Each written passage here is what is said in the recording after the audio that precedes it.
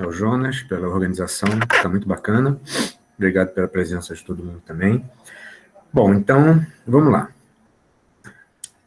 Isso que eu vou falar hoje é diretamente relacionado, né, com o que foi conversado, com o que foi visto ontem. Visto que o que eu vou fazer, muito embora isso não esteja explícito no título, eu vou apresentar a noção de evidência, eu vou tornar mais clara a ideia de evidência não conclusiva, que foi apresentada no paper de 2017, também no paper publicado em 2020, mas que está circulando por aí já há mais tempo, né? Tentando tornar mais clara essa ideia, e depois eu vou responder objeções do Eduardo, que na verdade a gente já conversou ontem, do Damian e do Loguercio, que não estão aqui, suponho, e algumas das objeções do Jonas, né? Não vai dar para cobrir todo o paper do Jonas, porque o paper do Jonas é muito extenso, mas aí eu procurei selecionar as objeções que são relacionadas de um modo mais próximo com esse tópico de interpretações de lógicas, né? Bom, beleza. Então, primeiro eu vou falar um pouco sobre a epistemic approach, né, sobre a chamada abordagem epistêmica, e as lógicas de evidência e verdade, que são lógicas da inconsistência formal, né, na tradição dos trabalhos que são feitos lá em Campinas, pelo Walter, Marcelo, João Marcos e muitas outras pessoas, com lógicas LFIs, né, lógicas of form inconsistence. Bom, em alguns papers recentes, eu e o Walter propusemos o que nós chamamos de uma abordagem epistêmica para a consistência e os respectivos sistemas formais que a gente chamou de lógicas da evidência e verdade. Tem 3 lógicas da evidência e verdade que foram apresentadas.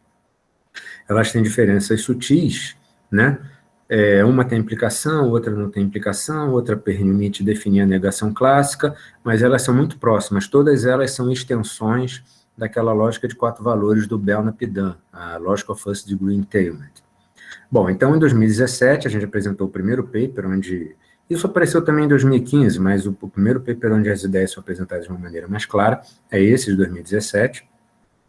Em 2020 foram publicados 2, que na verdade estavam já esperando, deviam ter sido publicados em 2019.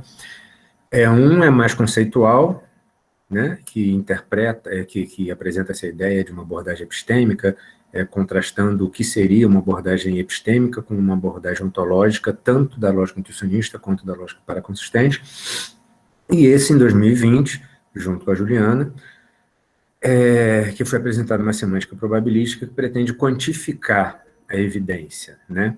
E essa lógica aqui, e a lógica que foi apresentada aqui em 2020, ela é uma extensão da lógica do Bell-Napidan, com a bolinha branca, né, que a maioria de vocês conhece. Bom, então, qual é o ponto dessas lógicas, né? Eu vou tentar fazer uma apresentação aqui mais geral, né, porque nem todo mundo conhece, né, os trabalhos, esses trabalhos. A ideia é que contradições não explosivas são entendidas como evidência conflitante não conclusiva. Evidência conflitante para uma proposição e a sua negação. Evidência é uma noção mais fraca que verdade, no sentido que pode existir evidência para uma proposição, mesmo que essa proposição não seja verdadeira. E a gente tem evidência positiva e negativa. Bom, por que evidência positiva e negativa? Porque você pode ter evidência para ambos e você pode não ter evidência para nenhum.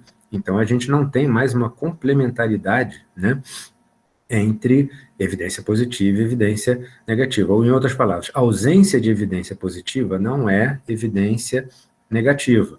Ainda, tentando explicar mais, né, a noção de evidência ela tem um ingrediente construtivo, né, porque ela tem que estar lá explícita, ela tem que aparecer explicitamente, e a positiva aparece independentemente da negativa.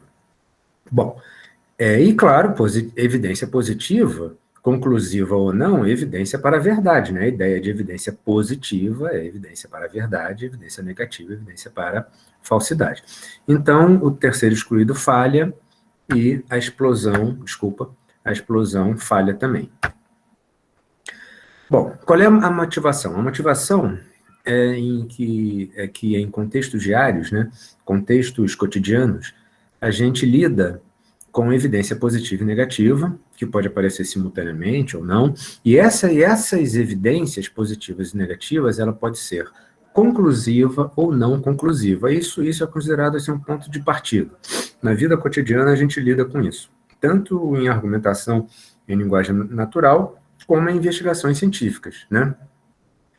E claro que a evidência conclusiva não pode ser conflitante. Não pode existir a evidência que é considerada conclusiva não pode ser conflitante, naturalmente. Bom, as LETs, lógicas da evidência e verdade, lógicas of evidence and truth, são extensões da lógica de quatro valores, do Bell-Napidan,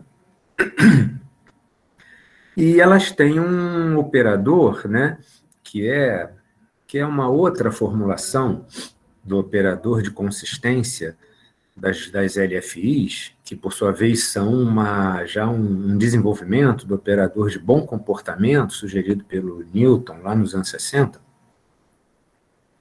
Só que esse operador é um operador de classicalidade, ou seja, ele recupera a lógica clássica para as proposições que estão no escopo desse operador. Então, a gente tem que uma contradição clássica explode, e a gente tem que a proposição, sendo clássica, recupera o terceiro excluído. E tem um outro resultado muito, muito interessante das LETs, que esse resultado é devido às LETs serem extensões da lógica de Bell-Napidan. Isso não vale para todas as LFIs, tá? Possivelmente vale para outras que não são que diferente dessa, mas tem muitas LFIs que não têm esse resultado 3 aqui, mas esse resultado é muito interessante e fundamental para essa ideia de que a proposta é representar contextos da vida cotidiana, que é o seguinte, se você tem um conjunto de fórmulas clássicas, todas as fórmulas formadas com essas fórmulas clássicas, tá? Com os conectivos usuais, tem comportamento clássico. Então, veja, a ideia por trás disso é que, por exemplo, você marca como clássicas, por exemplo, as proposições atômicas. As proposições atômicas, como clássicas, eu quero dizer, você considera conclusivamente estabelecidas as proposições atômicas. E você vai formar outras proposições com essas proposições atômicas que foram consideradas conclusivamente estabelecidas, e, sendo conclusivamente estabelecidas, elas são sujeitas à lógica clássica, e a lógica clássica, o comportamento clássico se propaga, né, pelas proposições formadas com essas proposições para as quais existe evidência conclusiva. Tal. Bom, então, isso daqui, né, isso aqui são características gerais das LETs, das lógicas da evidência e verdade. E, bom, qual é o significado pretendido de classicalidade A, da bola branca A? É que a evidência disponível para A, seja positiva ou negativa, é conclusiva. Então, esse sistema ele é capaz de expressar duas relações de consequência no mesmo sistema formal. Uma preserva a verdade, que é a lógica clássica. Na medida que ela recupera a lógica clássica, ela recupera a preservação da verdade, né? Sugerindo aqui, já antecipando um ponto, que, bom, é bem plausível que verdade seja a interpretação canônica da lógica clássica. É plausível, não estou afirmando isso, estou dizendo que essa tese é plausível, isso vai retornar um pouco mais à frente. E preservação da evidência, uma noção mais fraca que verdade, né, que permite evidência conflitante, nenhuma evidência que ela é paraconsistente e é paracompleta. Bom, e por que a evidência conclusiva é tratada como verdade? Porque a gente considera, e, ao meu ver, a gente considera com toda razão, né, que nós todos, pessoas, raciocinam classicamente sobre evidência conclusiva. Isso me parece um fato, né? Bom, quando a evidência é considerada conclusiva, a gente raciocina classicamente. Então, a lógica subjacente, na contextos argumentativos onde a evidência é conclusiva, é a lógica clássica, E a lógica clássica trata de verdade. Então, por isso, o nome é lógicas de evidência e verdade.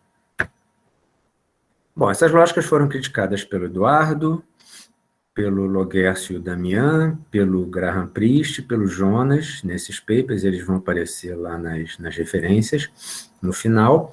Eu não vou mencionar respostas ao Priest aqui, só vou tratar das respostas ao Eduardo, ao Damian e Loguercio e ao Jonas. E um ponto central dessas críticas é justamente a noção de evidência. Então, essa primeira parte eu vou tratar da noção de evidência. Bom, a noção de evidência foi explicada em 2017 como razões para acreditar ou aceitar. E era explicado também que essas razões são objetivas, quer dizer, a ideia de uma lógica da evidência não é uma ideia de uma lógica de lógicas de atitudes proposicionais, ou seja, a atitude de um agente em relação a uma proposição. Evidência pode ser não conclusiva, evidência não implica verdade, evidência não implica crença. Isso é como a evidência foi explicada em 2017. Tá, bom, aqui alguns trechos. Gente, olha só, eu acho que se eu for passar por todas as citações, vai ser um pouquinho, eu acho que eu vou estourar muito, muito horário. Então, considerando o que o Ederson comentou, que eu concordo completamente, eu vou tentar pular, assim que possível, as citações e vou disponibilizar os slides, quer dizer, então, né, as citações podem ser consultadas depois. Nessa citação do Kelly, isso é da Stanford. Eu quero enfatizar a plausibilidade de evidência como razões para acreditar, razão para acreditar em evidência são mais ou menos sinônimos, e aqui já tem um link, né, que vai ser utilizado mais à frente, entre evidência e justificação, tá?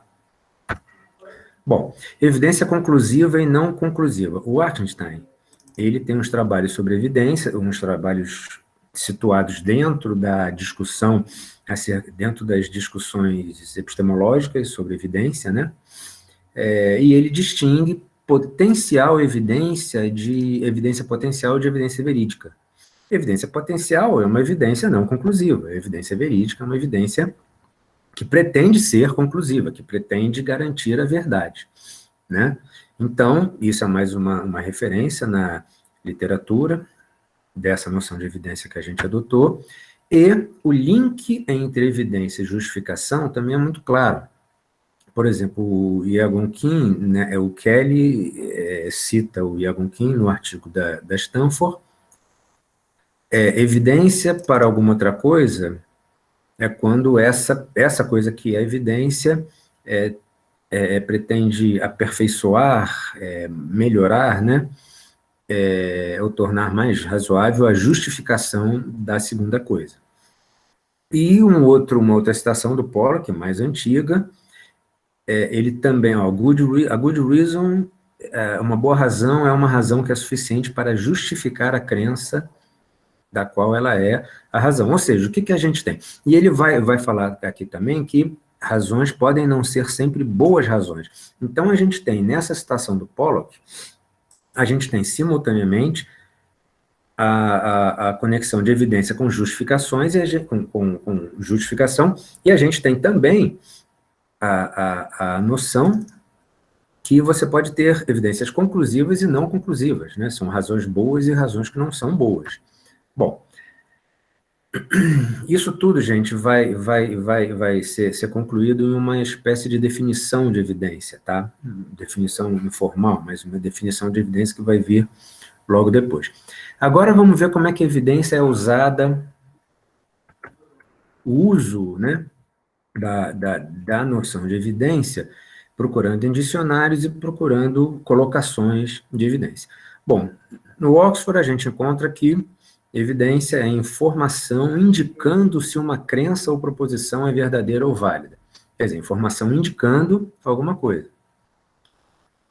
No Cambridge, uma ou mais razões para acreditar que alguma coisa é ou não é verdadeira. Ou seja, a gente tem claramente também, nas definições, a ideia de evidência com justificação e com razões, e não é tão claro aqui, mas a gente tem, de certa forma, implícito que a evidência pode ser não conclusiva, né? Porque a gente tem esse indicating, né? Em Oxford, beleza. Mas aí, o melhor argumento, ao meu ver, é se a gente procurar o uso das expressões conflicting evidence, lack of evidence, conclusive evidence, non-conclusive, inconclusive evidence, false evidence, misleading evidence, em sites como, por exemplo, em sites.edu, né, em sites de universidades, e em sites, por exemplo, eu escolhi o New York Times e a BBC, né, cada um, né, padrão, né, como bons exemplos, né, boas referências, né, e a gente encontra centenas e, às vezes, milhares de colocações desse tipo, né, com esses usos de evidência. Então, evidência para A, falar que alguma coisa é evidência para a proposição A, e falar que essa coisa justifica a proposição A, essas duas expressões são mais ou menos sinônimas. Bom, por que eu digo que são mais ou menos? Porque, claro que a gente pode encontrar usos diferentes, a linguagem é muito rica, o uso da linguagem é muito rico. É muito rico. Mas tem uma série de circunstâncias em que a gente, né, eu espero que eu tenha mostrado isso de uma maneira plausível, minimamente conclusiva ou conclusiva, que a gente pode considerar que evidência é um tipo de justificação. Bom, agora a noção de informação, que a noção de informação, essa discussão sobre informação, ela é muito conectada com essa noção de evidência, com essas lógicas que a gente tem apresentado. O John Michael Dunn, ele faz uma introdução da noção de informação que eu achei, assim, muito legal e muito adequada, não apenas para essa discussão de evidência, para essas lógicas, mas também para esse fenômeno, né, que a gente está vivendo hoje em dia. Bom, que fenômeno é esse? Negacionismo e desinformação num grau, né, numa escala, assim, inacreditável. E o Dan fala o seguinte: eu gosto de pensar em informação, pelo menos em uma primeira aproximação, como aquilo que sobra do conhecimento, da noção de conhecimento como crença verdadeira justificada, dessa definição, né? Quando a gente retira justificação, verdade, crença e quaisquer outros ingredientes, tais como confiabilidade, que são relacionados à justificação. Ou seja, você tira tudo. Só sobra o quê? Bom, se a gente estiver falando de proposições, de informação linguística, vai sobrar aquilo que a gente chama de uma proposição, né? De um pensamento freguiano, de uma proposição. Aí tem uma outra discussão que também é relacionada com isso, mas eu não posso entrar em detalhes aqui, que é a discussão sobre a definição de informação, que a gente tem informação definida com base na tese da veridicalidade, né, que a informação tem que ser verdadeira, isso é defendido pelo Floridi, e a gente tem uma noção de informação que não exige que a informação seja verdadeira. Tem uma discussão muito bacana em torno disso, que não dá para ser tratada aqui, e, na verdade, o Dan, nesse paper aqui, ele está respondendo, entre outras coisas, ele está respondendo ao Floridi. Ele está dizendo que ele não acha que informação tem que ser verdadeira. E o Fetzer, nesse outro texto aqui, ele faz a mesma coisa. Bom, aí o que ele chama de tratamento padrão, né, Standard Account of Information, define informação simplesmente como meaningful data.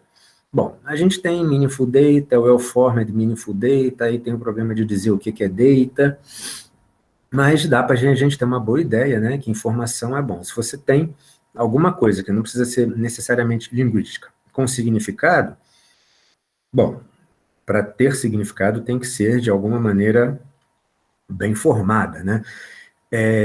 Você tem informação e ela pode ou não ser verdadeira. Aí, ele menciona os usos de misinformation, e na verdade não são apenas os usos de misinformation, mas misinformation, disinformation, malinformation, conceitos que estão né, no centro de uma discussão agora, por causa desse fenômeno absurdo que a gente vive, da desinformação e negacionismo. Então, esse trecho, né, é que enfatiza essa ideia que informação pode ser falsa. Bom, então veja, informação como meaningful data não precisa ser linguística. Mas informação linguística, na sua forma mais básica, sem verdade, justificação e confiabilidade, é simplesmente o conteúdo semântico, quer dizer, uma proposição. Por que eu estou enfatizando isso aqui? Porque a gente vai usar essa noção de informação linguística como uma proposição para aquilo acerca do que existe evidência, né? Então, a gente vai definir, informalmente, vai explicar o que é evidência para uma proposição A, tá? Bom, então veja. Aí isso é o aperfeiçoamento, uma tentativa de melhorar a, a noção de evidência que foi a explicação de evidência que foi apresentada em 2020D, no paper com a Juliana. Vamos considerar, então, aqui que evidência é evidência para alguma proposição A. Ou seja, eu estou querendo explicar, definir evidência para A. Evidência pode aparecer de diferentes maneiras. Manchas de sangue, fotografias, registros fósseis, documentos, proposições. Essas pieces of evidence, né, são justificações para essas proposições, que elas podem ser falíveis, parciais, erradas ou mesmo conclusivas. Essas justificações podem ser conclusivas. Isso daqui é um ponto central. Né? Pensar nessas, o que a gente chama de pieces of evidence, são justificações para proposições. E elas podem ser, o que eu tentei mostrar mais cedo, né? Elas podem ser inconclusivas, erradas, blá, blá, blá, ou até mesmo conclusivas. Então, a gente pode representar evidência para A como um par. Um par onde a gente tem a proposição A e um conjunto θ. E esse conjunto θ, a ideia desse conjunto θ é que ele reúne tudo que é considerado evidência para A. Né? Então, tem várias. Me parece que esse conceito, ainda que ele seja informal, né, porque, por exemplo, a relação entre θ e A não é uma relação de consequência lógica, porque se fosse, a gente precisaria dizer qual é a lógica subjacente. Isso realmente, eu acho, ao menos, né, não é exatamente uma tarefa fácil, mas além disso não é a tarefa que a gente está, que a gente está se propondo aqui.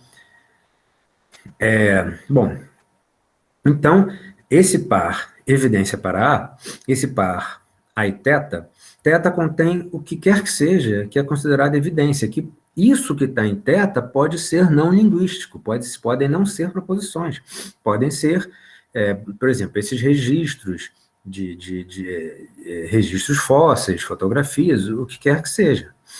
Então, veja, a gente pode pegar, agora eu estou tomando emprestado um termo que foi, até onde eu sei, foi introduzido para falar disso pela primeira vez pelo Fitting. O Fitting propôs um embedding, né, dessa lógica da evidência, não a LetJ-BLE, numa lógica modal, para depois fazer o embedding dessa lógica modal, KX4, numa justification lógica. O Fitting tem vários trabalhos de justification lógicas. E o ponto dele fazer isso foi justamente fazer uma justification logic para uma noção de justificação não factiva. Né? Ele explica a noção de justificação que está sendo formalizada por essa justification logic como non-factive justifications. E ele explica non-factive justifications como a justification that might be wrong. Quer dizer, a gente está tomando emprestado essa noção de non-factive justification do Fitting. Bom, gente, então, na verdade, esse slide aqui, ele é um acréscimo, né? Isso, até hoje, nesses papers que já foram publicados, a evidência não tinha sido explicada dessa forma, tinha sido explicada como razões para acreditar, como informação, blá, blá, blá, mas o que eu estou argumentando aqui é que essa explicação de evidência que está sendo dada, que culmina nesse slide aqui, ele aperfeiçoa, explica melhor como a evidência foi explicada em 2017 e 2020. E para ilustrar, veja, O exemplo paradigmático disso não é o único exemplo, tá? Por exemplo, distribuição de panfletos em uma zona de guerra também poderia é, fornecer um exemplo disso. Mas a web é o exemplo paradigmático disso, atualmente, é um exemplo, né? E, por exemplo, se a gente pega esse fenômeno horroroso, né? É difícil falar de negacionismo sem qualificar imediatamente como uma coisa absurda, horrorosa. Bom, é, o negacionismo fornece exemplos do que a gente considera evidências conclusivas baseadas em justificações que podem estar erradas. Um exemplo bastante absurdo, talvez o mais absurdo de todos eles. Se a gente faz uma busca, se a Terra é plana ou não é plana, a gente encontra ambas as visões. E a gente encontra ambas as visões junto com um número imenso de justificações, como, por exemplo, bom, existem argumentos, né, supostos experimentos que mostram que a Terra é plana, né? Mas você pode encontrar, entre outras, justificações, né? A Bíblia, ou então que a Terra não é plana, simplesmente uma fotografia, né? Uma fotografia. Quer dizer, num caso, a gente tem o que pode ser considerado uma evidência linguística, sim, evidência, né? Uma justificativa linguística, e do outro lado, uma justificativa que não é linguística, uma fotografia, para ilustrar aquilo que foi falado antes. E a gente encontra a mesma coisa se a gente fizer uma busca se o HIV é a causa da AIDS ou não é, por incrível que pareça, isso é uma questão, aliás, foi uma questão, um monte de gente morreu na África do Sul há menos de 20 anos, porque, como política de Estado, a África do Sul o presidente resolveu suspender os tratamentos, né, para o HIV, vacinação, clima, blá, blá, blá, né, a gente encontra essas proposições e a gente encontra justificações para ambas as coisas, e são justificações não factivas, naturalmente. Estou tentando tornar plausível essa ideia de justificação não factiva, que é essencial para entender o arcabouço conceitual, né, das lógicas da evidência e verdade da abordagem epistêmica. Por que a abordagem epistêmica? Porque essas justificativas são centrais, justificativas não factivas. Esse é o ingrediente epistêmico que justifica o título Epistemic Approach, tá? Então, vejam, as justificações para essas proposições estão na internet, objetivamente disponíveis. Não é alguém que está apresentando e nem alguém que está aceitando racionalmente aquelas justificações. Elas estão lá objetivamente disponíveis, porque, veja, as justificações também são informação, né? E muitas vezes nem mesmo a identificação de quem tornou disponíveis, né, quem disponibilizou essas justificações está disponível. Bom, tá, isso foi tá, eu vou pular esse slide aqui por causa do tempo, mas isso tenta relacionar as noções de o que diferencia uma... Tá, então veja, o que diferencia informação confiável que foi conclusivamente justificada e conhecimento é simplesmente a crença. A ideia de conclusively justified reliable information, tá? E knowledge, o que diferencia as duas, né? É que crença não é uma condição necessária, não é um ingrediente necessário para informação confiável, conclusivamente justificada. O que eu estou querendo enfatizar? Eu estou querendo enfatizar o caráter objetivo disso daqui. Tá? Não precisa ter um agente que aceita isso racionalmente. Não precisa ter um agente que acredita. Aquilo está disponível objetivamente. Bom, beleza. Então, agora eu vou passar para as críticas, tá? Passar para as críticas. Essa primeira crítica eu vou pular, né? Que a gente já conversou sobre isso antes. Que, na verdade, a gente concorda com o Eduardo, que sistemas formais não têm interpretações únicas, né? e que também que a interpretação em termos de evidência e verdade não é proposta, não é a interpretação canônica de LET-J. LET-J, por exemplo, um operador de classicalidade, ele pode ser interpretado como um operador de apenas verdade e falsidade. Tá? Only truth, only falsity. Né? Então, quando você tem... Então, você pode ter contradições. Eu estou falando uma interpretação alternativa da LET-J. Você pode ter contradições verdadeiras e você pode ter proposições que são apenas verdadeiras ou apenas falsas, obrigatoriamente, né? Necessariamente. Necessariamente uma noção modal, mas não pode ser simultaneamente verdadeira ou falsa. A gente pode perfeitamente interpretar o operador da bolinha dessa maneira, e a gente tem uma interpretação alternativa para LET-J. Bom, mas esse tópico, agora eu vou entrar um pouquinho, não exatamente nos argumentos do Eduardo, mas no tópico das interpretações canônicas, né?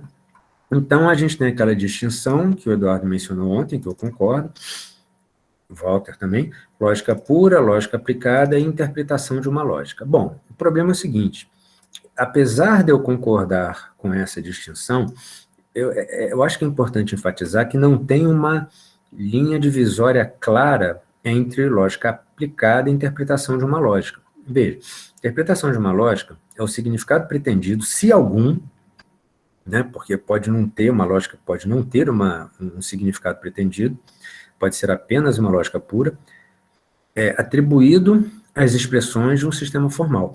E esse intended meaning, né, esse significado que é atribuído, ele pode ou não ser motivado por uma discussão filosófica. Bom, vamos ver os exemplos, então. Olha só.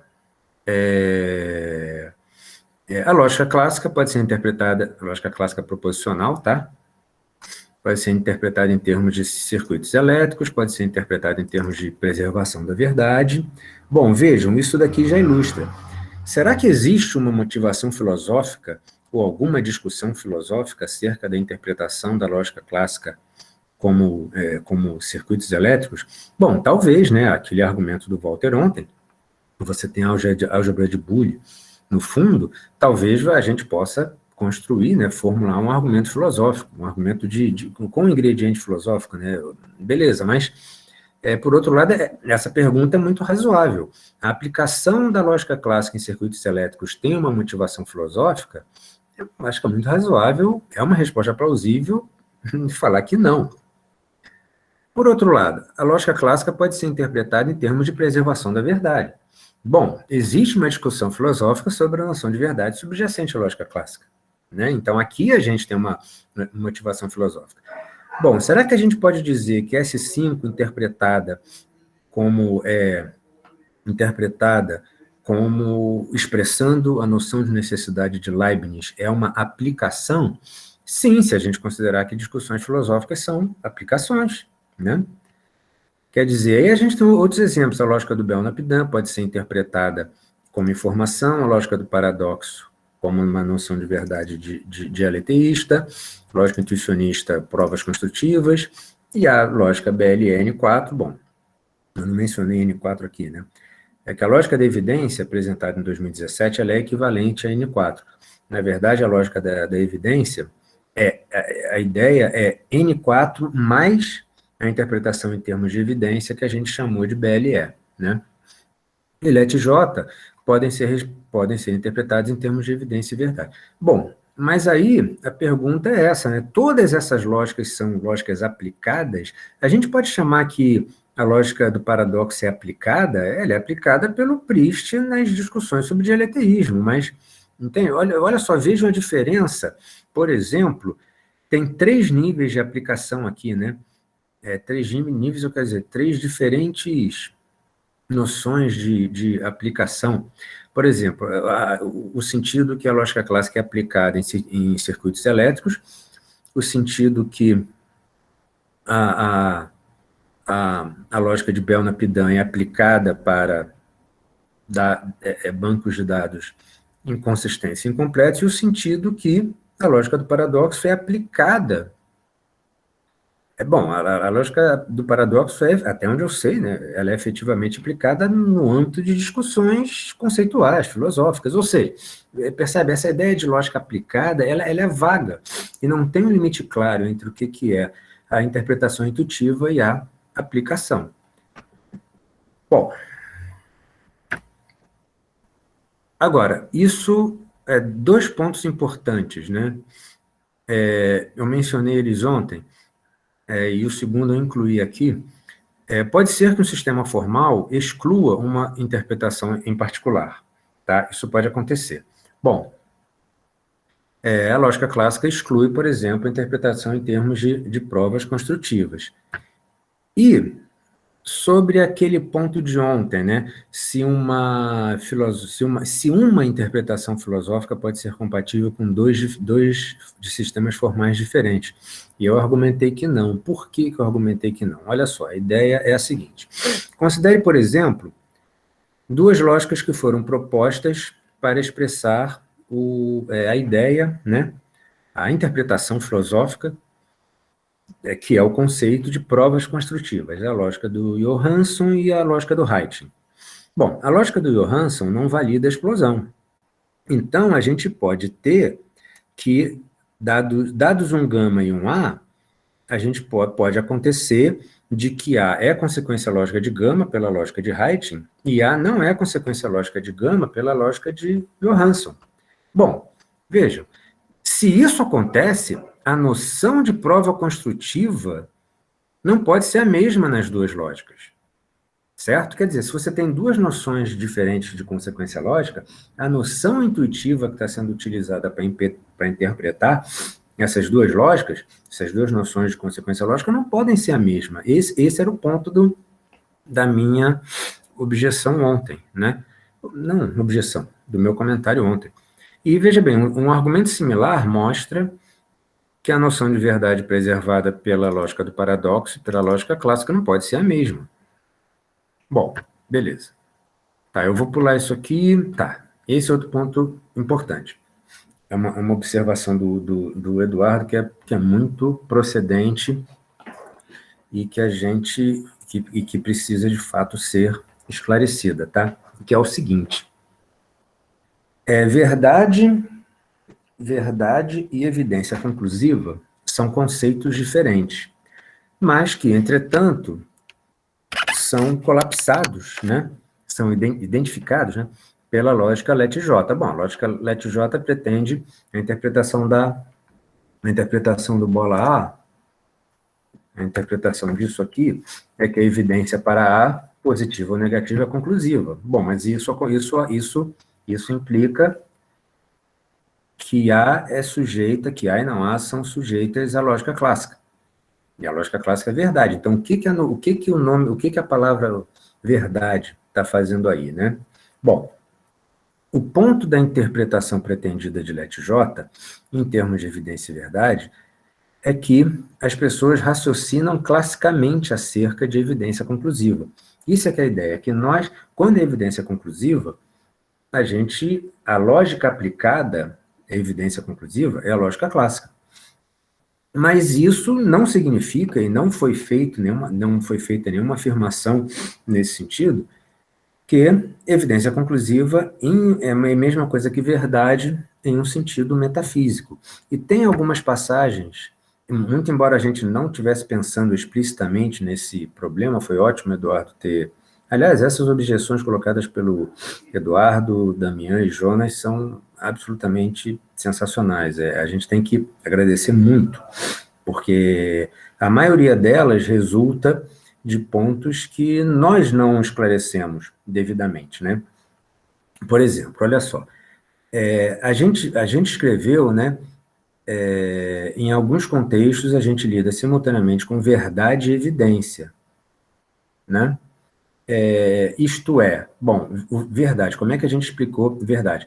Com proposições que nós consideramos como conclusivamente estabelecidas como verdadeiras ou falsas.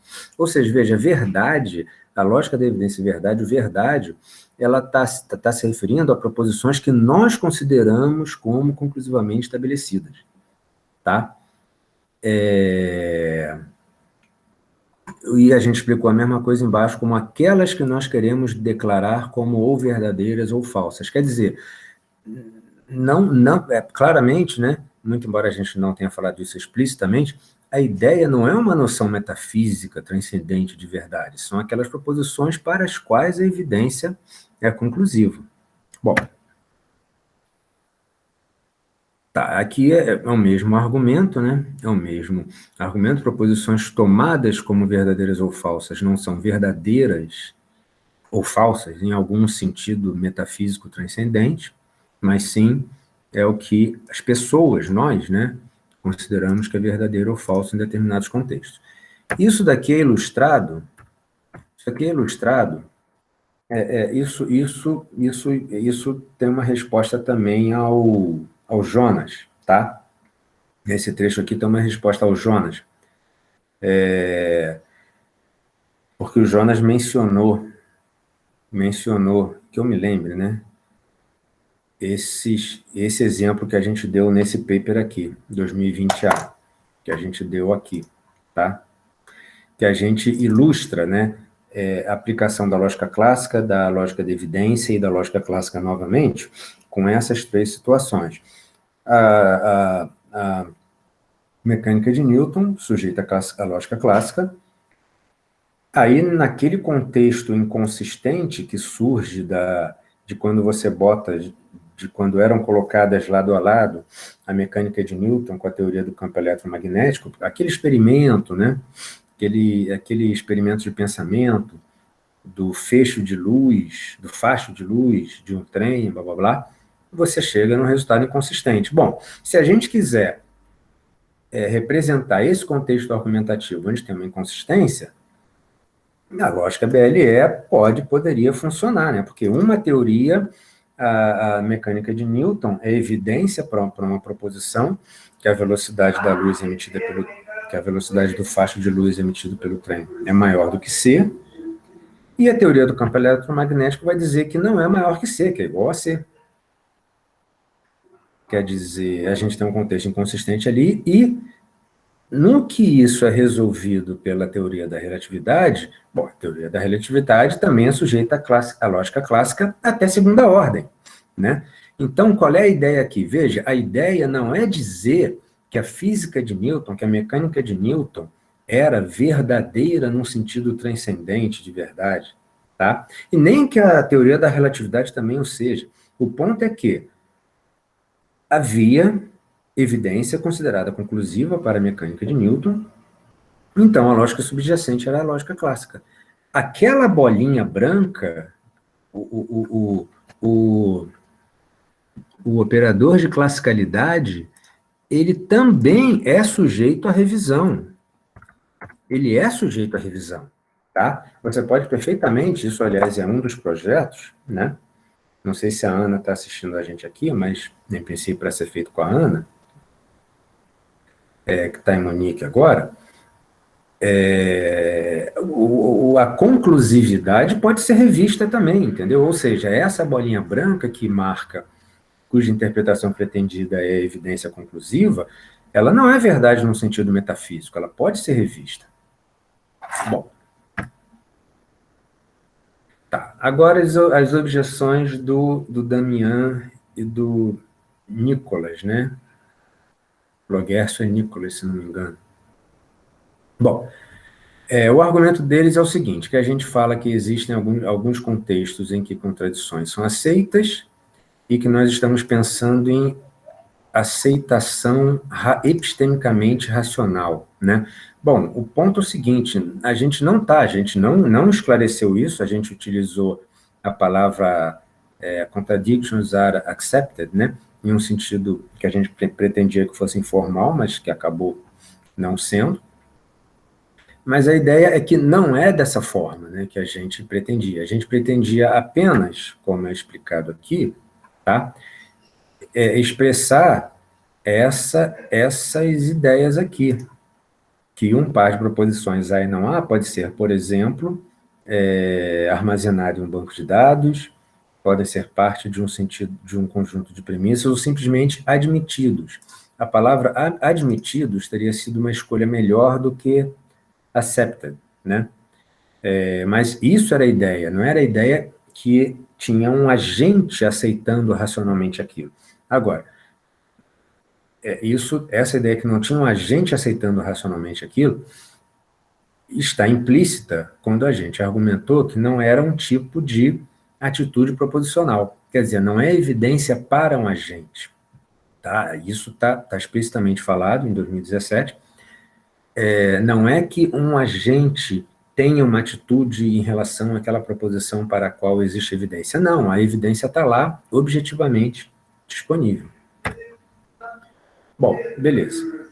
Agora, eu também vou pular, porque aqui a gente voltaria para a discussão das lógicas puras e aplicadas, né? Porque o Jonas, ele, como já foi mencionado ontem, ele critica a distinção entre lógica aplicada e interpretação filosófica. A gente já discutiu bastante isso, eu vou pular. Tá. Aí aqui é o seguinte, aqui vejam, uma outra objeção do Jonas, que evidência não requer para consistência. Bom, na verdade, como eu entendo, essa objeção do Jonas é motivada pelo mesmo mal entendido, que nós assumimos a culpa, porque nós não fomos completamente claros, que a noção de aceitação não é aceitação racional. Então, o Jonas argumenta, seria imprudente para um juiz aceitar ambas as evidências. Não, claro, o juiz só pode aceitar no fim das contas, no fim do processo, ele só pode racionalmente aceitar uma, porque ele vai ter que dizer há ou não há, né, culpado ou inocente. Beleza. Mas, vejam, ele admite ambas as evidências no contexto de raciocínio anterior, no contexto de raciocínio anterior. E essa era a ideia, as contradições são admitidas, elas não são aceitas racionalmente, elas são aceitas no sentido de serem admitidas. E, novamente, isso estava implícito no nosso argumento que uma lógica da evidência não era, isso está lá em 2017 já, não era uma lógica de atitudes proposicionais. Quer dizer, ela não estava representando a atitude de um agente em relação a uma proposição baseada nessa ou naquela evidência. Bom, então vejam, isso daqui conclui, né, que evidência explicada dessa maneira, como a gente explicou, como um par de uma proposição e as justificativas, né, que podem ser não factivas e tal, que isso requer um tratamento para consistente. Tá. Isso também é outro ponto novo, gente, eu estou quase acabando, tá? Esse também é uma outra crítica bastante importante, que é importante esclarecer, que é o seguinte, isso de fato não estava claro, né? O Jonas argumenta que a lógica clássica trabalha quando a gente assume que uma proposição é verdadeira ou falsa. Isso é um problema grande para a ideia que pode haver evidência para contradições, porque isso significaria que haveria evidência para a verdade de uma contradição. Bom, o ponto aqui é o seguinte, primeiro, evidência positiva e evidência negativa, como eu já falei antes, isso é o seguinte, evidência positiva é evidência para a verdade, não tem outra maneira de explicar o que é evidência positiva, né? Evidência para a verdade, independentemente da evidência ser factiva ou não factiva, ou seja, de ser uma justificativa conclusiva ou não, né? É evidência para a verdade. E o ponto da resposta aqui, por que tem evidência para contradições? Porque a evidência é não factiva, tá? Evidência é não factiva. Bom, não factive é uma expressão mais usada não sei se é mais usada, mas o significado de factive em inglês, né, é aquilo que ou pressupõe, ou implica, ou garante a verdade. Então, por exemplo, conhecer to know é um factive verb, to believe não é um factive verb, né? Porque para to know something, aquilo tem que ser verdadeiro, para acreditar, não. E, veja bem, por que eu estou usando não factive aqui? Por duas razões. Primeiro, eu estou considerando que o significado de factive é mais claro do que o significado de evidência não conclusiva, né, de justificação que não conclusivo, não confiável, blá, blá, blá. Eu estou considerando que o uso de factive no inglês é mais claro, e também porque eu estou tomando explicitamente emprestada a expressão utilizada pelo Fitting, para qualificar exatamente a mesma coisa que a gente está falando aqui, que é uma justificativa que pode não funcionar. Então, por isso é que, isso na verdade, essa objeção ela é feita reiteradas vezes, né? Mas por que não tem problema? Por que não tem problema dizer que pode haver evidência, que pode haver evidência para A e não há? Por que isso não é um problema? Evidência para A e não há? Porque a evidência é não factiva. E, naturalmente, se existe evidência para A e não há, bom, se existe evidência para A e não há separadas, se você bota a evidência junta, ela é evidência para A, conjunção não há. Não há muito sentido a gente aceitar as evidências em separado, não aceitar as evidências juntas, considerando que não são atitudes proposicionais o que está sendo modelado. Se fossem atitudes proposicionais, a gente estaria sujeito ao argumento... Ah, meu Deus, qual é o nome do argumento? A gente estaria sujeito ao paradoxo do prefácio. Sim, mas considerando que não são atitudes proposicionais, nós não estamos sujeitos ao paradoxo do prefácio. E o que acontece quando tem evidência para A e não há? Pô, tem alguma coisa errada, né? Se tem evidência conflitante, ou seja, se tem evidência conflitante, tem evidência para uma contradição. Bom, mas se tem evidência para uma contradição, a gente sabe que tem uma coisa errada que a gente precisa ir adiante, porque aquela evidência é não factiva. Evidência para uma contradição é necessariamente evidência não factiva. Mas se a gente aceita o conceito de evidência não factiva, então não tem problema a gente dizer que a evidência para uma proposição é não factiva, tá? Bom, um outro ponto que também responde ao Jonas, eu não mencionei aqui explicitamente a objeção dele, mas que é o seguinte, veja, a noção de evidência tem um caráter construtivo, tá? Tem um caráter construtivo. Então, veja, não é o caso que se A é classicamente válido, a classicalidade de A vale. Não é o caso que, por exemplo, que o terceiro excluído recebe a bolinha. Por que o terceiro excluído não recebe a bolinha? O terceiro excluído é verdadeiro num sentido transcendente de verdade que, beleza, é o sentido subjacente à lógica clássica. Mas a ideia da LET-J é recuperar o comportamento clássico quando existe a evidência conclusiva. E essa evidência conclusiva tem que ser explícita, ela tem que aparecer lá. Tá? Quer dizer, isso também responde essa ideia de evidência que é não factiva e tem um caráter construtivo, isso também responde a essa objeção de que não é o caso que a gente tem, por exemplo, bola A para as proposições, né, para as fórmulas válidas da lógica clássica. Bom, as conclusões, né? Conclusões é que a noção de evidência, explicada da maneira como foi explicada aqui, ela está de acordo com o uso corrente de evidência, da palavra evidência. Essa noção de evidência é útil para modelar, representar, né, formalizar contextos onde proposições contraditórias aparecem, né, junto com justificações não factivas. O exemplo paradigmático é a web e esses fenômenos, né, do negacionismo, desinformação. Bom, desinformação nem aparece com justificação, né, muitas vezes. O negacionismo é que, em geral, aparece. Aliás, justamente o ponto do negacionismo é dar aparência de debate onde não existe debate. Então, ele tem que apresentar uma justificação não factiva para aquilo que está sendo argumentado. Outra coisa que eu tentei mostrar é que essa ideia de aceitação de contradições não é aceitação racional. Isso é importante para responder tanto ao argumento do Damian quanto do Jonas. Evidência requer, sim, para a consistência, e se isso tudo uma consequência dessas quatro proposições, né, 1, 2, 3, 4, é que as lógicas da evidência e verdade são, sim, lógicas aplicadas com uma sólida motivação filosófica, né? Isso é o que eu espero que eu tenha sido convincente nessa conversa de hoje. Então é isso, gente. Demorei mais do que eu pretendia, desculpe. Muito obrigado. Muito Então, eu obrigado, passo a Billy. palavra para o Ederson. Muito obrigado, Billy. Excelente apresentação. Palmas virtuais aí, já viu o Eduardo batendo palma? Então, acho que o pessoal deve ter gostado. Bom, como de costume, então a gente vai ter um espaço agora para discussão e o Eduardo já se habilitou para fazer a primeira pergunta.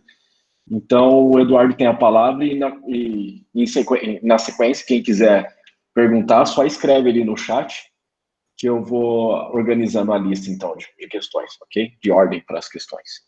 Vai lá, Eduardo, tem a palavra. Perfecto. Tengo dos preguntas. Me gustó mucho la presentación, Abilio, así que creo que hay un montón de temas para discutir, pero voy a focalizar en dos cuestiones. Por un lado, en la idea de posibilidad de revisar oraciones que posean el operador bola blanca. Lo que tenemos que esa idea es muy interesante, pero lo que hay que tener en cuenta es que uno está haciendo pruebas de teoremas en una teoría presuntamente lógica. Entonces, si uno prueba que una fórmula tiene que tener el operador bola, resulta por lo menos raro pensar que uno puede revisar una fórmula que está siendo probada con un operador tipo bola. Uno esperaría que algo que es teorema en una lógica no deje de serlo o no cambie.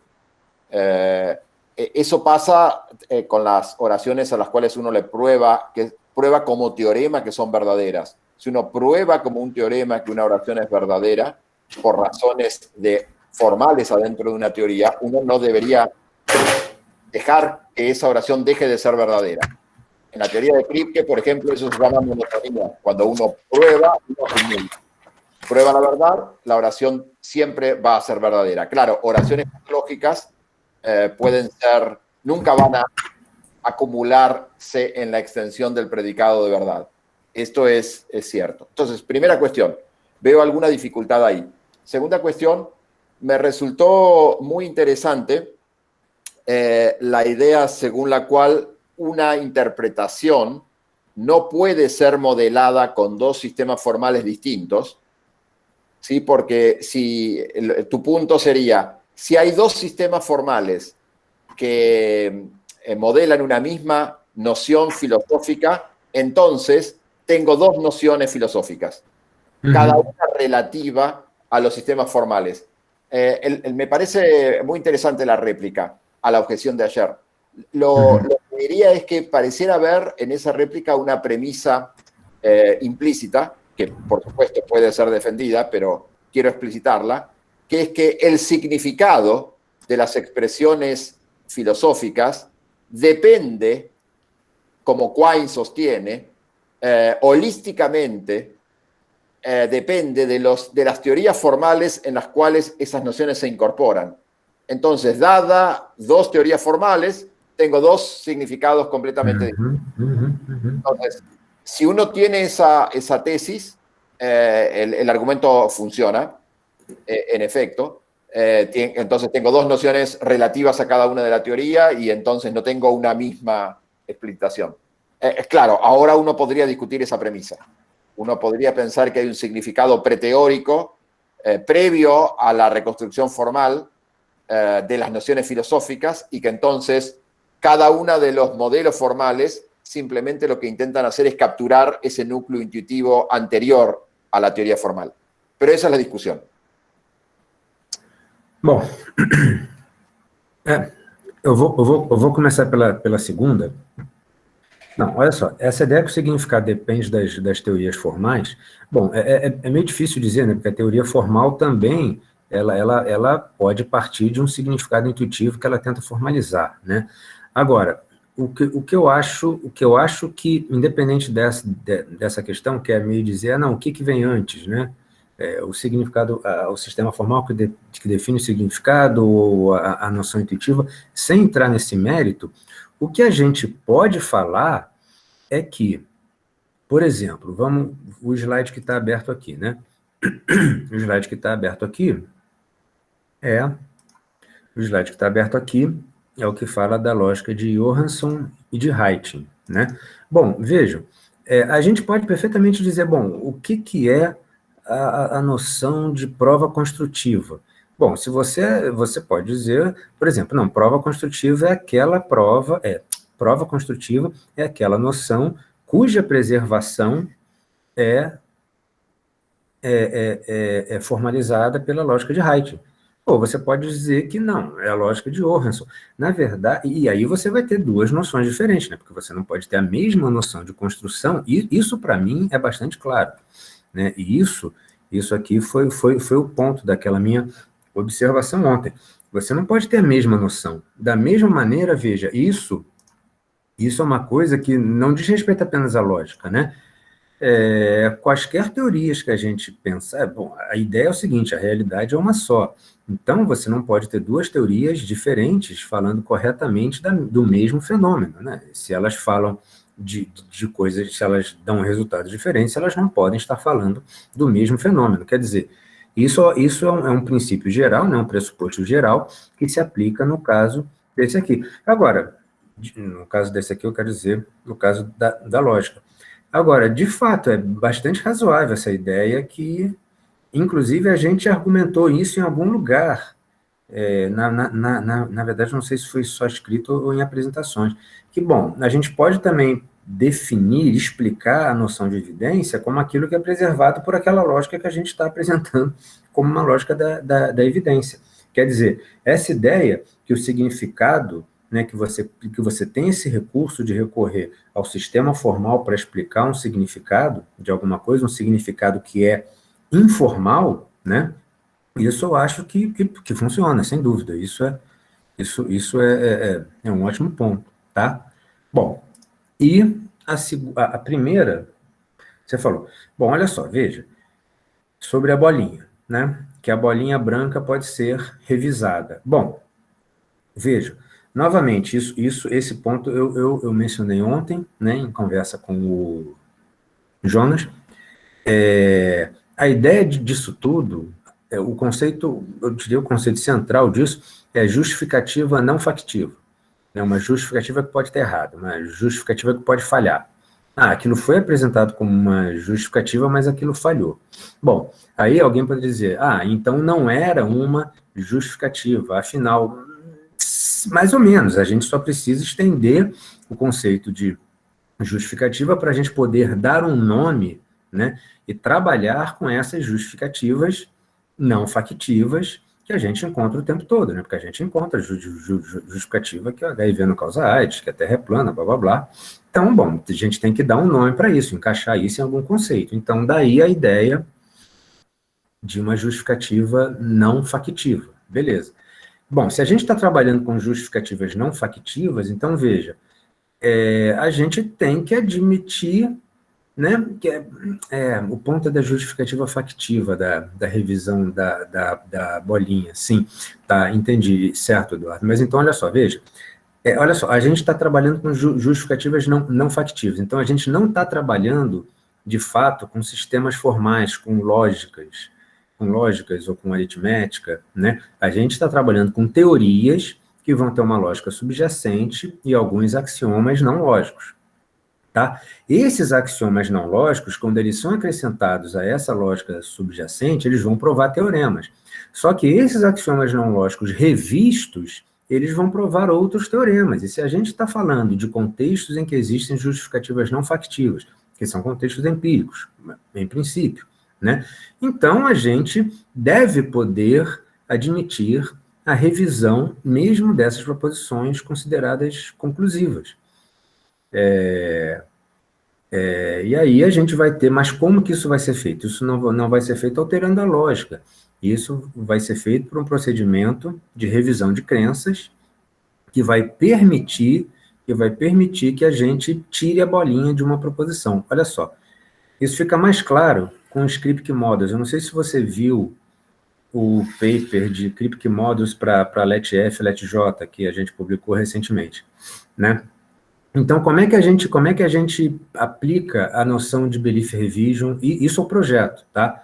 Aqueles Cryptic Models, né? Porque, veja, eu falei numa teoria, tá, mas você pode considerar um banco de dados que ele vai recebendo informações à medida que o tempo passa e ele recebe também a informação que uma determinada informação é conclusiva, né? Quer dizer, a informação que uma outra informação é conclusiva.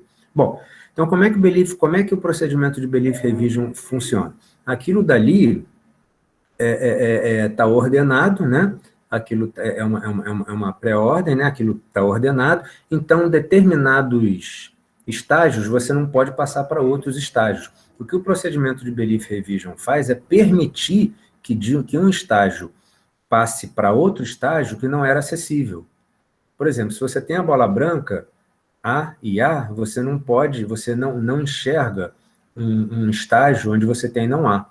O que o Belief Revision faz? É como se ele desse um pulo do estágio onde é conclusivo para o estágio onde não é conclusivo. Ele está... É uma outra configuração.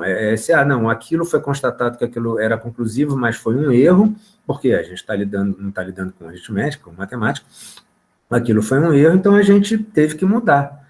Quer dizer, essa ideia da conclusividade que depois é revista, isso se aplica tanto, por exemplo, a um banco de dados, que você marca uma informação como conclusiva e constata depois que tem que alterar, como numa teoria científica, esse exemplo que a gente deu da física de Newton e teoria da relatividade.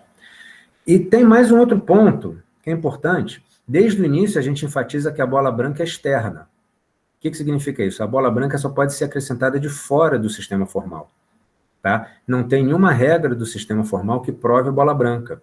E mesmo que a gente adicione essas regras, bola branca de uma proposição continua sendo primitiva, de uma proposição atômica, continua sendo primitiva. Então, veja, se a bola branca é sempre acrescentada de fora, tá? Ela só vai aparecer nos axiomas não lógicos que são acrescentados à teoria. Então, aquilo que vai ser provado como teorema pela teoria, que eventualmente pode ser revisto, não era nada que dizia respeito aos axiomas lógicos, né, as proposições da lógica ou da aritmética, que são teoremas da teoria.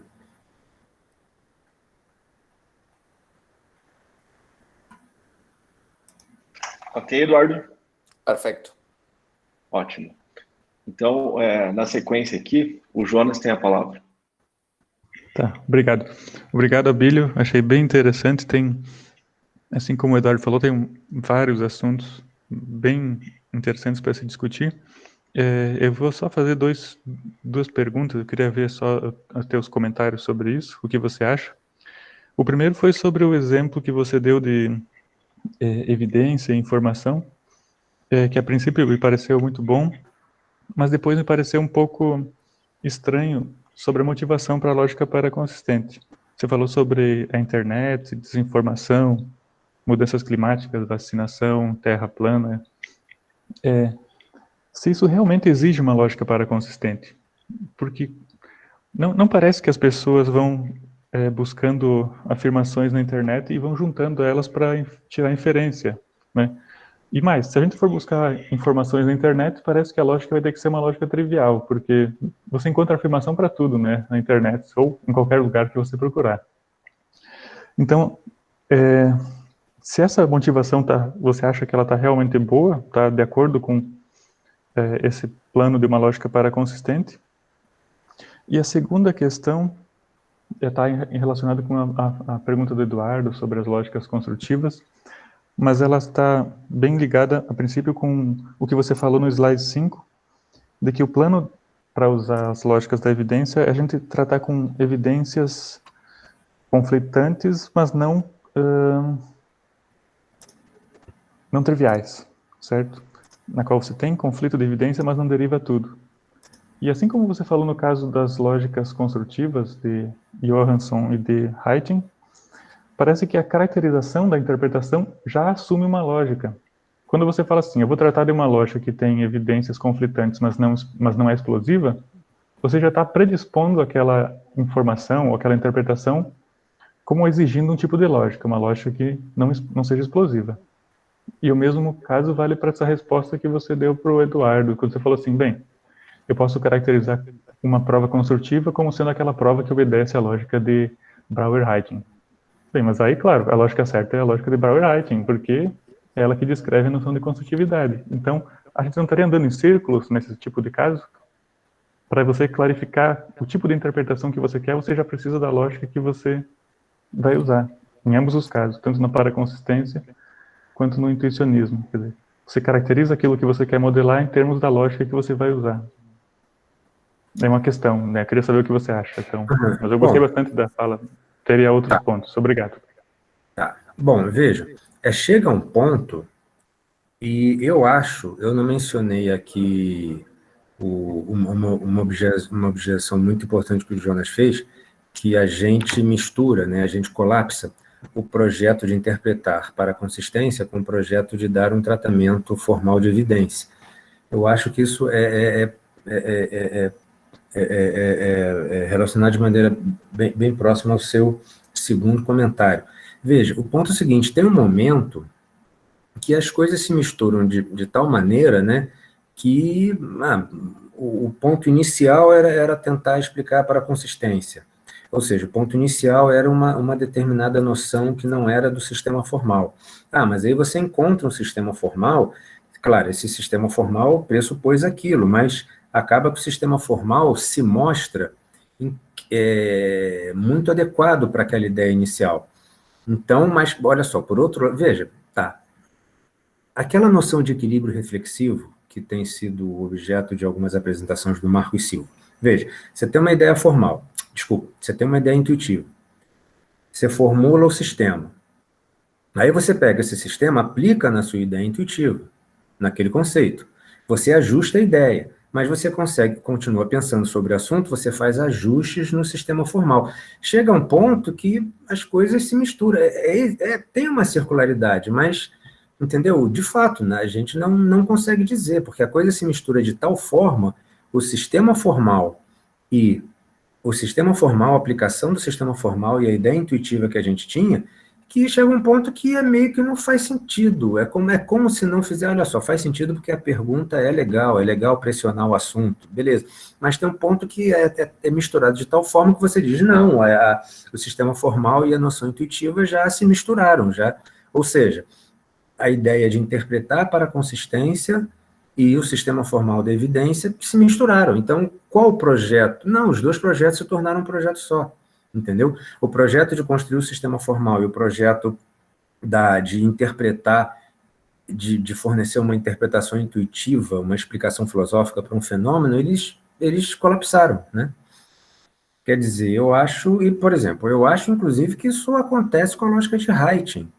Porque quando você pega essas explicações do Troustra, do próprio Heiting, em 1956, né, onde ele apresenta a interpretação BHK, mas que já estava clara em Kolmogorov, né, a ideia estava clara em Kolmogorov, mas que ele apresenta em 1956, e quando o Troustra e Van Dalen apresentam nos anos 80, e um monte de gente, em teoria da prova, a gente abre o livro de teoria da prova, a gente vê a interpretação BHK, e explicações sutilmente diferentes para a validade da explosão, né? Como é que você vai ter a construção de uma contradição, porque você não tem, blá, blá, blá.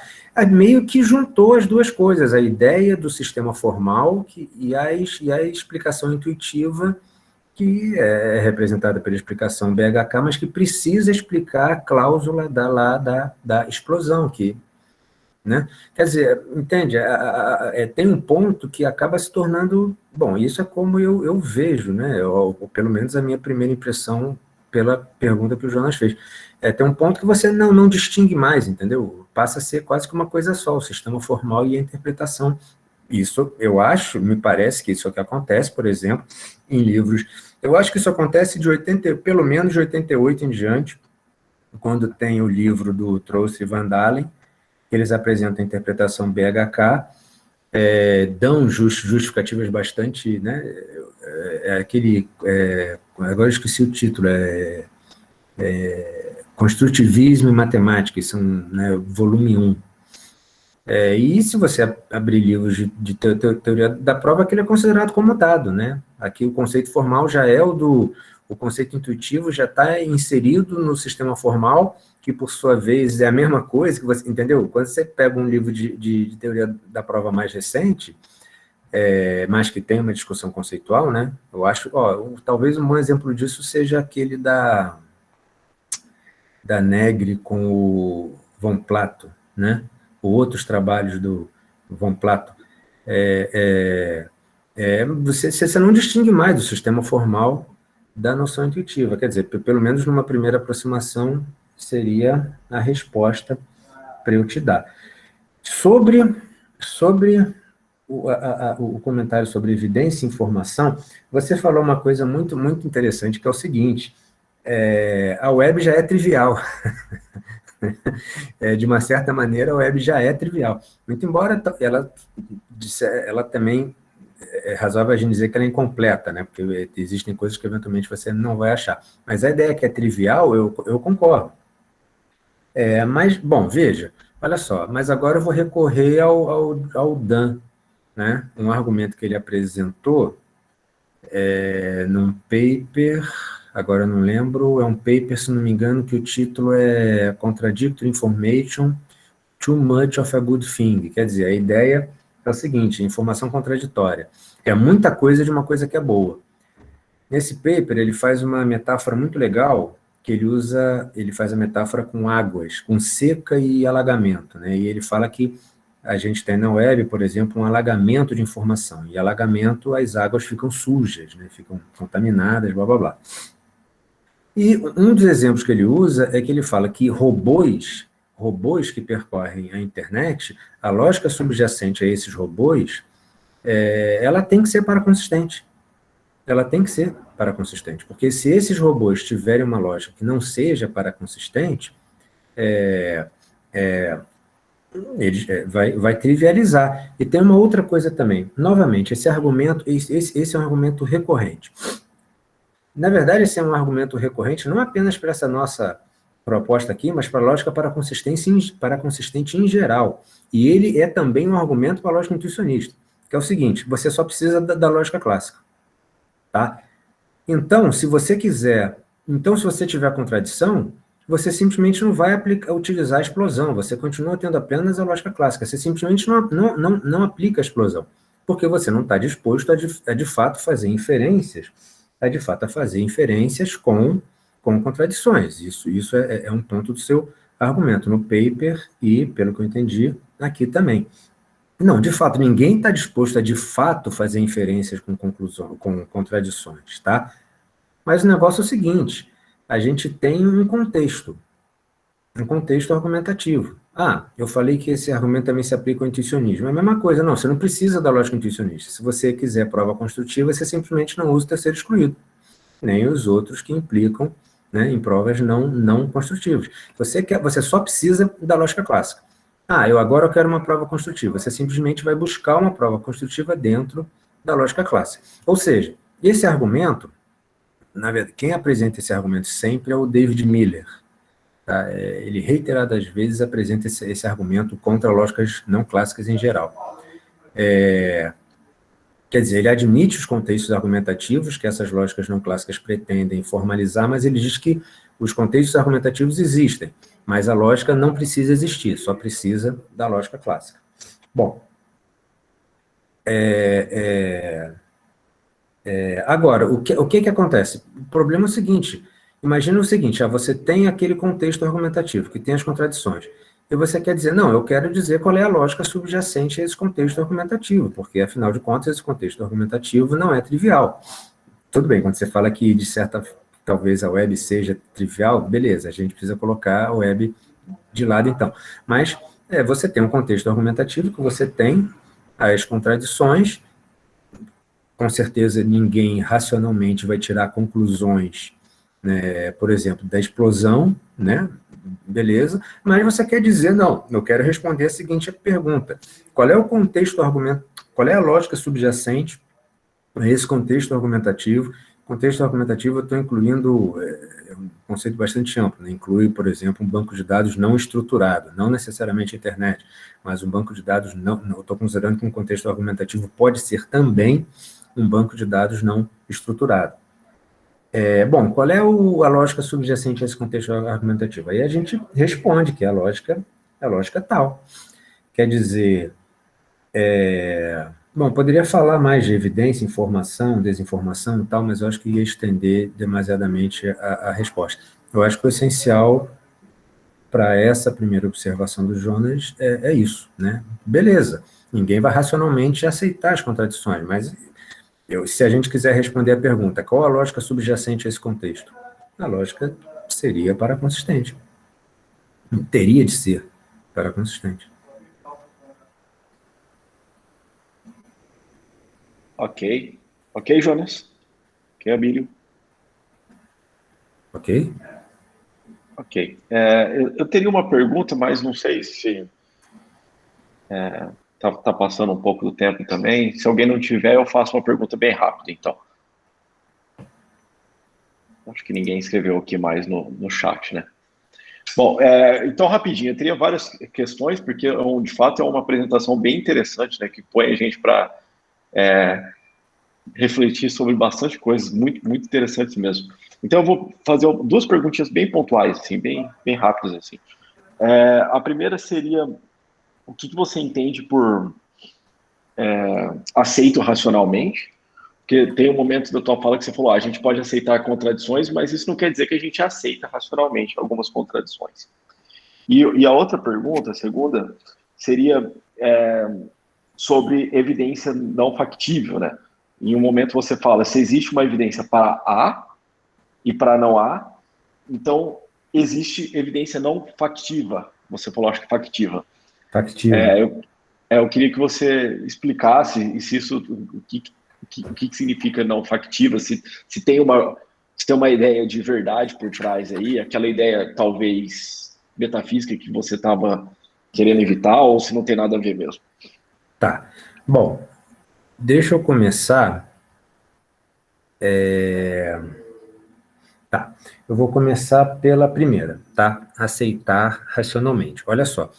Eu não sei o que é condição necessária e suficiente para aceitar racionalmente. Não saberia mesmo dizer isso.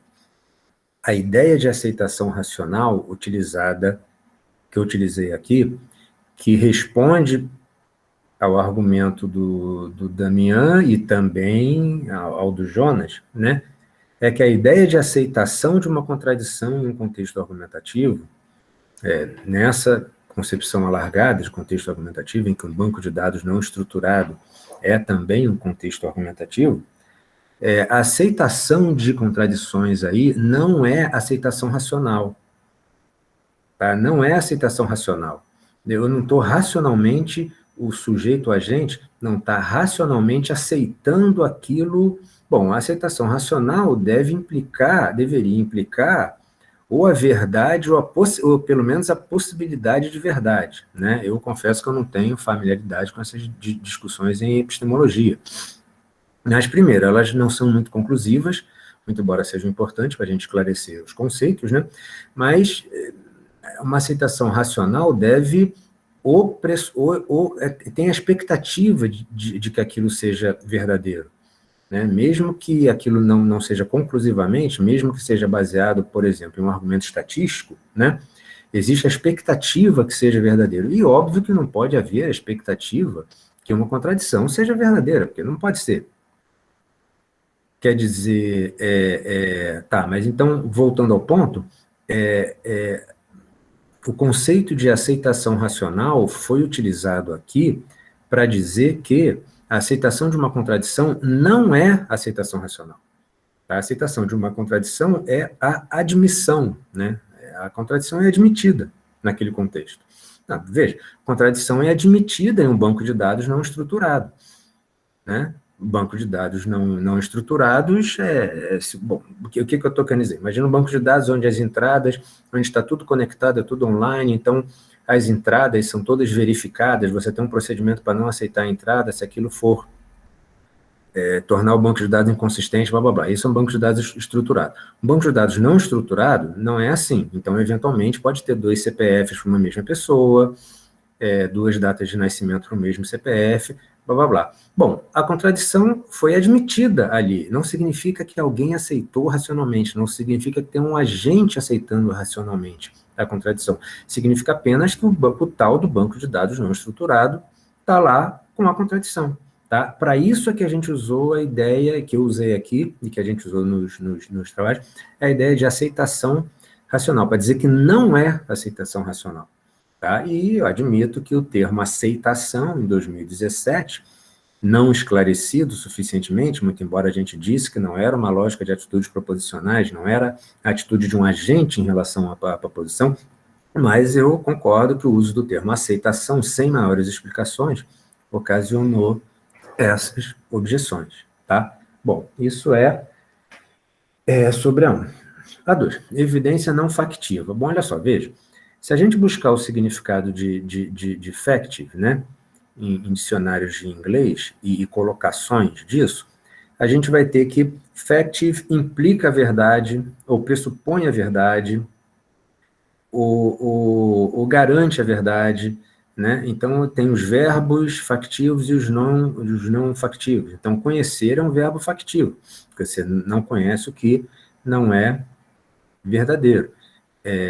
Crer não é um verbo factivo, né? Beleza, então, agora, isso é um conceito informal, tá? Isso é um conceito informal.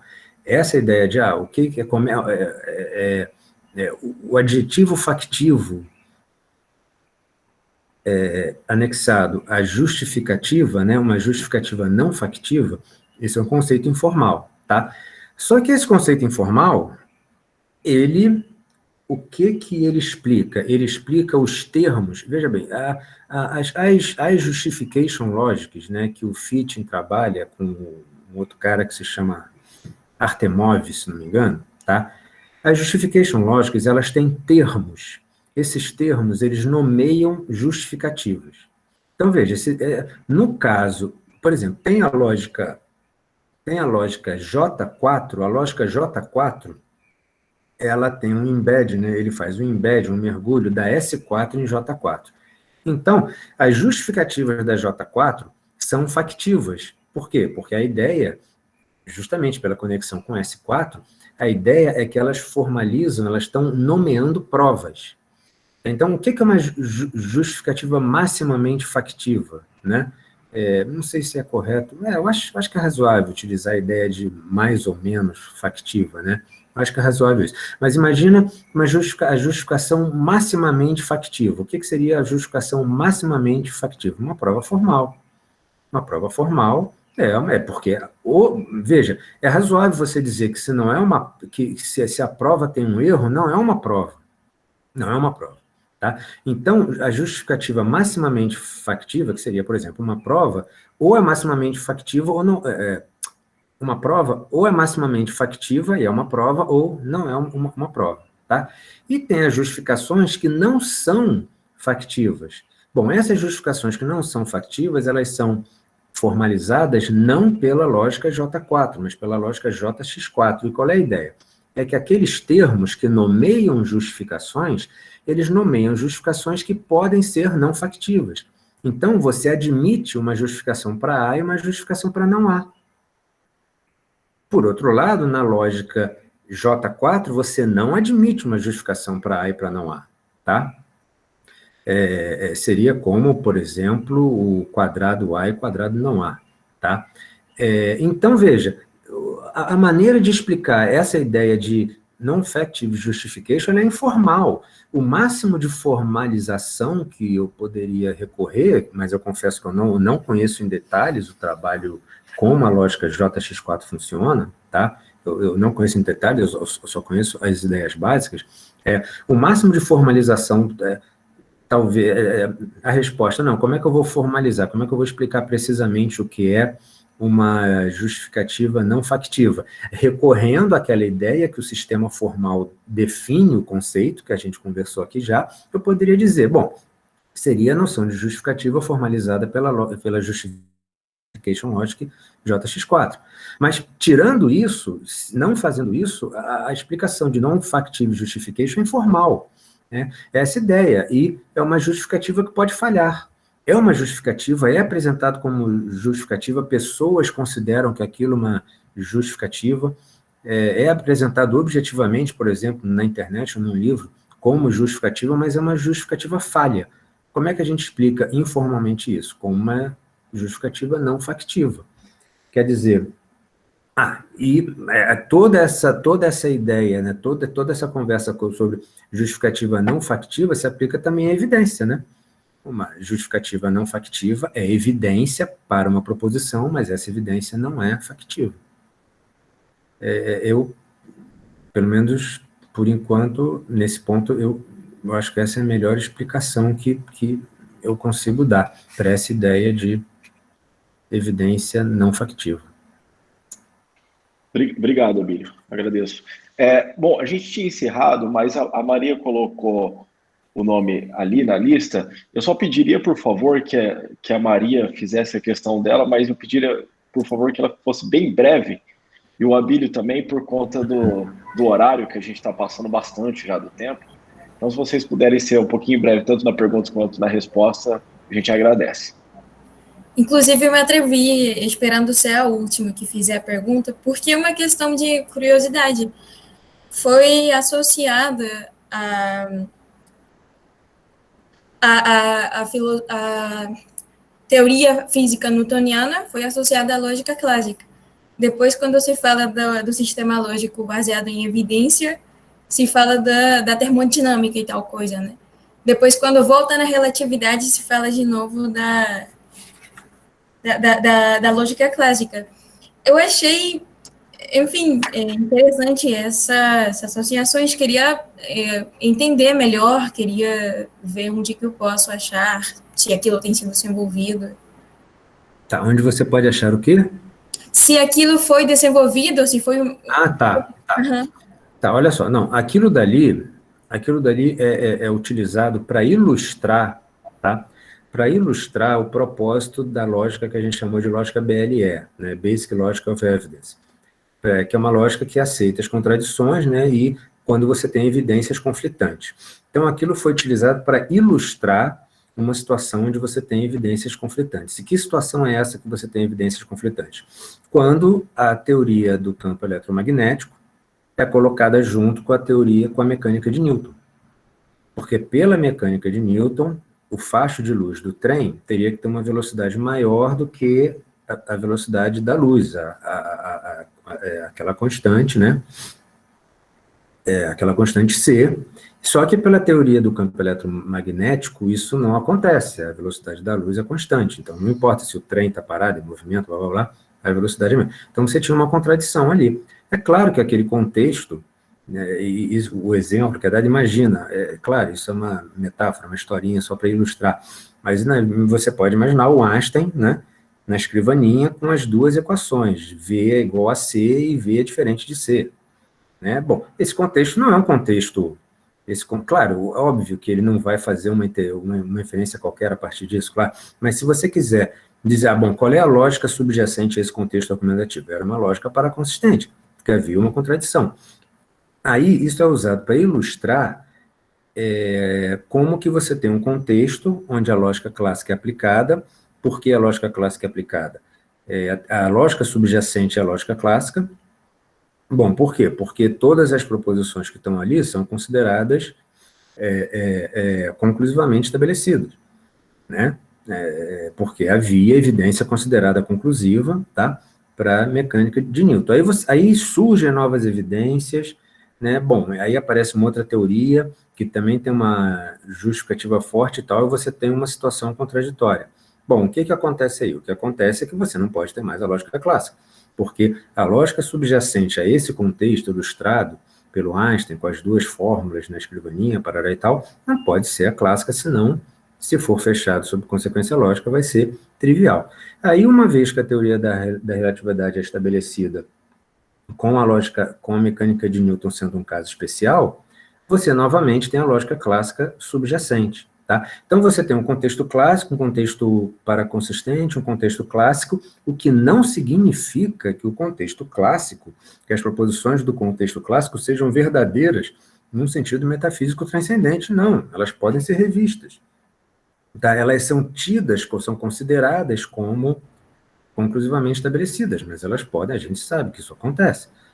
A aritmética não é revisada, até onde eu sei, você não, mas as teorias empíricas são, a física é, blá, blá, blá, tá? E esse exemplo também pretende ilustrar um outro ponto desse exemplo, que eu não mencionei aqui, mas que acho que é importante para explicar o seu comentário, é que existe um procedimento de revisão de crenças, tá? Então, veja, não é que uma lógica da evidência tenha que ser não monotônica. A lógica da evidência é monotônica. O que é não monotônico é o procedimento todo de revisão de crenças. Então, o procedimento que revisa de revisão de crenças, que vai, por exemplo, da mecânica de Newton para a teoria da relatividade, esse contexto é não monotônico. Você tem uma nova premissa, então conclusões que você tirava, você não tirava mais, blá, blá, blá. Mas se você tira, por assim dizer, um retrato de cada contexto, cada um desses contextos é monotônicos. E a lógica da evidência, essa lógica paraconsistente, ela serve para representar aquele contexto do meio, onde apareceram as evidências conflitantes. E, desculpa, eu poderia encontrar essa explicação em algum dos textos que você usou agora? Tem, nesse texto aqui, ó. Esse exemplo é dado nesse texto aqui.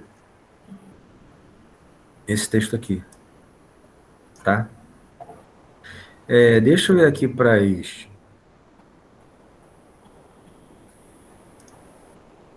Tá, eu não tenho o link aqui. Eu tenho todos esses... Olha só, esses textos todos estão no ResearchGate. Todos esses textos, tá?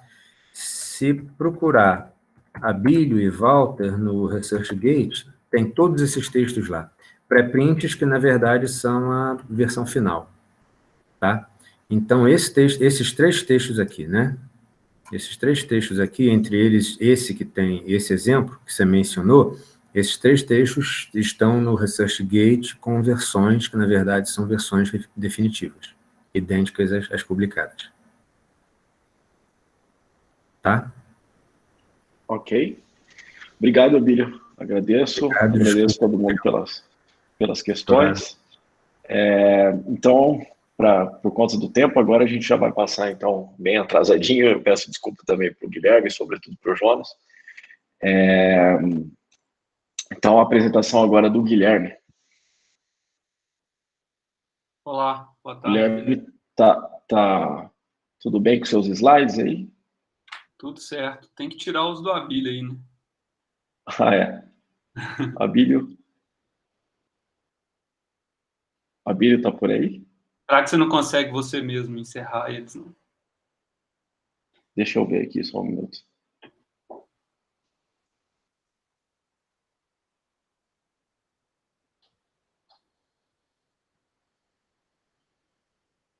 Aí. Pronto. Consegue, então, projetar? Deixa eu tentar aqui.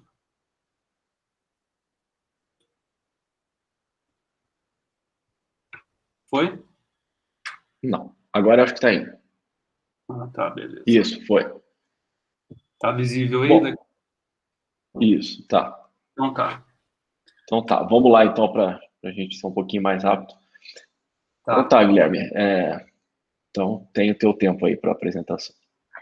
Pode ficar à vontade. Deixa eu só... eu esqueci com a confusão aqui, eu esqueci de interromper a gravação.